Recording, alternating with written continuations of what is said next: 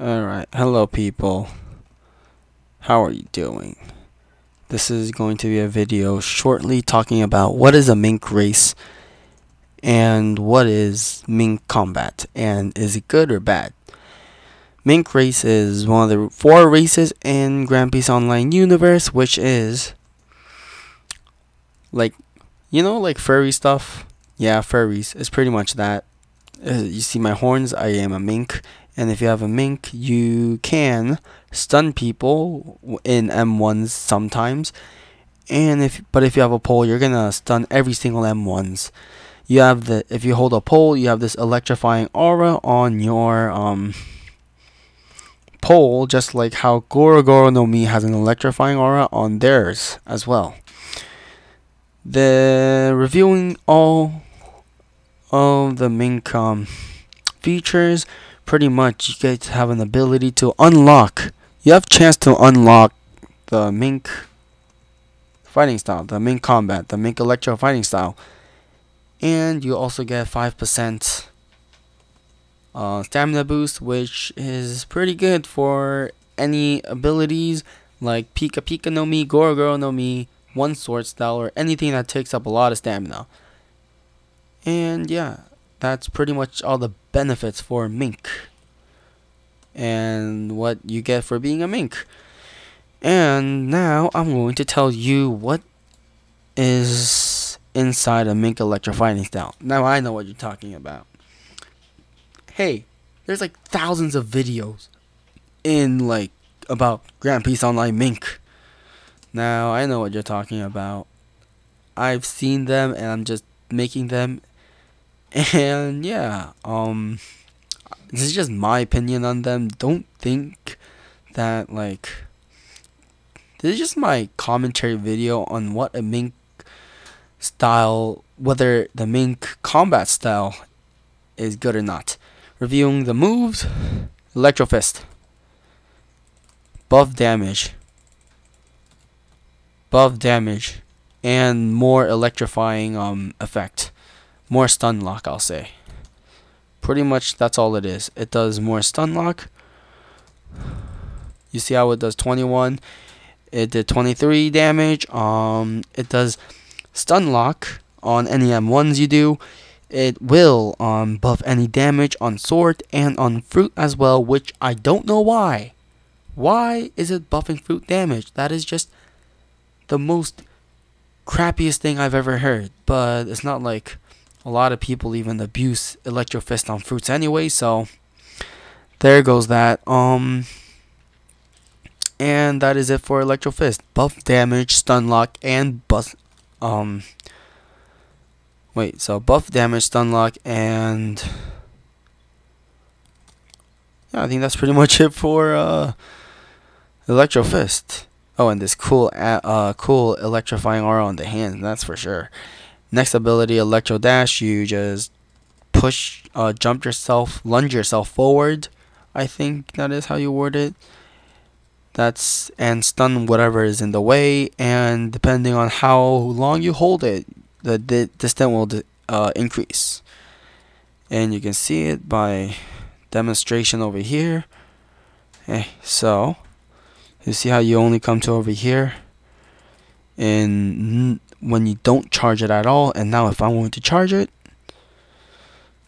you can definitely see that it's way further than before. But none of these are specifically longer than any of the lunges, like Shishi Sansan or light lunge as well. So you can obviously see that lunge is way what is it called? Longer? Yeah, longer in distance. But anyway, moving on, that's pretty much it for Electro Dash. Oh, and Electro Dash is blockable, so you have to be mindful of that. Do not use this as a combo starter. Next move I'm going to be talking about is Electroluna, which you pretty much slap your hands, then put your hands on the floor, and then just some kind of electric things come out like that. And it stuns people, whoever gets caught. And yes, this is blockable as well, so that's just sad. Let me just kill this buddy. Actually, no. Woo! Die. This is the fourth ability, Electro Rain. Just like Electroluna, but then it looks more fierce, and yes, it only attacks in the front, just like Luna. Luna attacks whatever is in the front and the ground. Electro Rain, yes, it can hit people in mid-air if they're in the way of the rain. But pretty much Electro Rain is very hard to make because, like, land, I mean. So you see how they're right behind, like right under us, below us? Is not going to make if they're not in the exact range, which is about this much away. So unless the person is actually over there or over here or wherever, they're not gonna make it.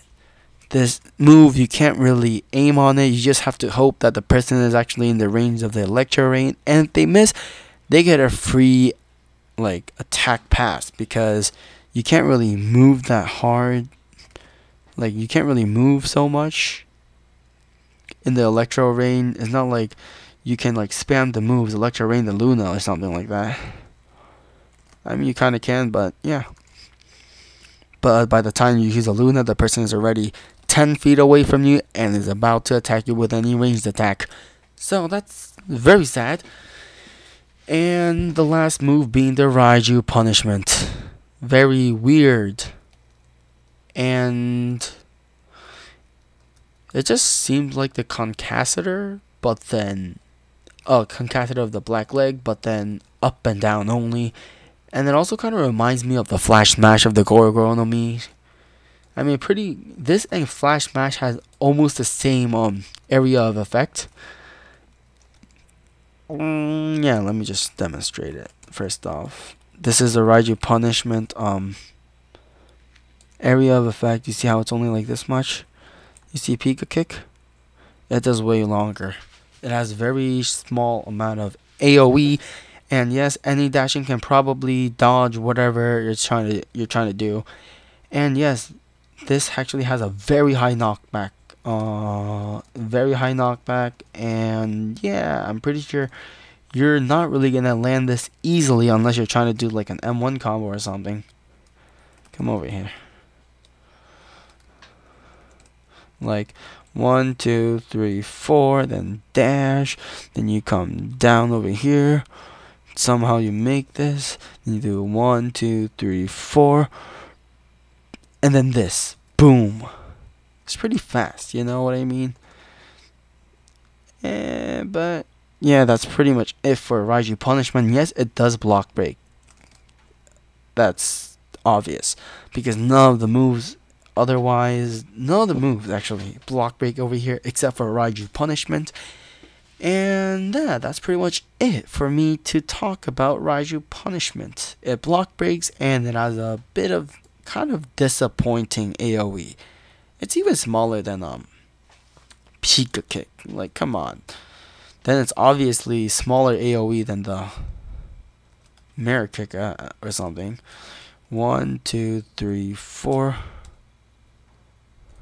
Okay, so anyways, I'm just gonna kill this guy first off, because I want to see how much damage this Raiju punishment combo does. So first off, 1, 2, 3, 4. Wait, what the heck? So pretend I did the 4 and I did this, then I did over here, get back, and now it's time for me to do this. 1, 2, 3, 4. What the heck? 1, 2, 3, 4. What the heck? 1, 2, 3, 4. Bruh, whatever. So yeah, that's pretty much it. I am very trash at this, and yes, I do not like Mink combat for several reasons. Number one being, it doesn't have Geppo. Not having Geppo is a very big disadvantage towards any situation, whether you're trying to do a boss fight or if you're trying to do any other arenas. So there goes one flaw. Another flaw is it doesn't have any aerial ability, like ability to attack areas in mid-air. You do have Electro Rain, but I doubt you're gonna make anything. I doubt you're even gonna make an Electro Rain on the person that's Geppoing, so that's another flaw. Number 3 flaw is the damage.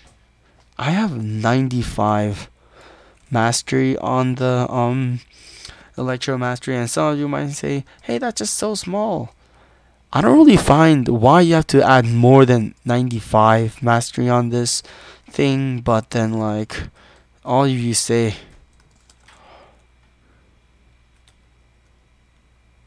that you have to. Okay, that does about half of their health, which is kind of very disappointing. Even if it was an ult, it does about 85 damage. Only about the amount of damage for the one sword style ult, but yeah, I know this takes less points. So if I put about 200 point on the Electro combat, then I probably have more damage. But anyways, moving on. What other flaws do I have other than the damage? It is the range and the AoE. The AoE on Electroluna is pretty fine, but the anything else, dash is blockable, so pretty much you're not really gonna make that much good combo out of this, like combo starter out of this. And same for the Raiju punishment. It doesn't really have that much AoE. It even has less AoE than the Pika kick. I don't see how this is going to be very effective in combat anyways, since it only does 85 health, and I have 502 health, but then if I equip every single items, I have about 707 health. Like 85 health, getting down, even if I round it up to 100, that's only going to be 607 health. And yeah, let's say you did about 4 combos of this and you somehow did it like 200. What are you going to do? The next thing you're going to see is you getting ripped off. Like, you getting like destroyed by other people. So that's another flaw over there. Now talking about infinite combo people. Oh god, Mink infinite combo is very toxic because it's wall combo and infinite combo combined, which makes it very annoying. Honestly, if you're an infinite combo user, don't play Grand Peace. You don't belong here. Why would you spend 200, 300 Robux on a game that you bought this game just for you to do an infinite combo? No, that's not that good. It's just bad. If you have time to think of a good infinite combo, go study some more. Why are you trying to think of an infinite combo? You guys are the type of people that are like, you get a 0 on test, but then it's because you haven't studied at all, but then you spend 5, what is 5? Like 10 hours finding a good infinite combo. Then the infinite combo fails and you have to find another infinite combo, and then you have to repeat the process and again and again and again. Blah, blah, blah. Again, that's what it is, and that's why it's very, very pathetic. Don't use infinite combos. Grow some skills. Yeah, that's pretty much all I got for infinite combos. Yeah, that's pretty much it for Mink. My last commentary is that if you want a Mink combat expecting that it's going to do good damage, I don't really know what to say. Like, if you're dedicated to get Mink, then go get some, but don't expect something great out of Mink combat except for like infinite combos. And if you're trying to get this for infinite combos, please don't. But what can I say? How can I stop you? I can't really stop anyone from doing this. Just saying, it's going to get patched soon. So if you're actually a type of person that can't win a fight without Mink infinite combo, enjoy it while you can. And until next time, bye.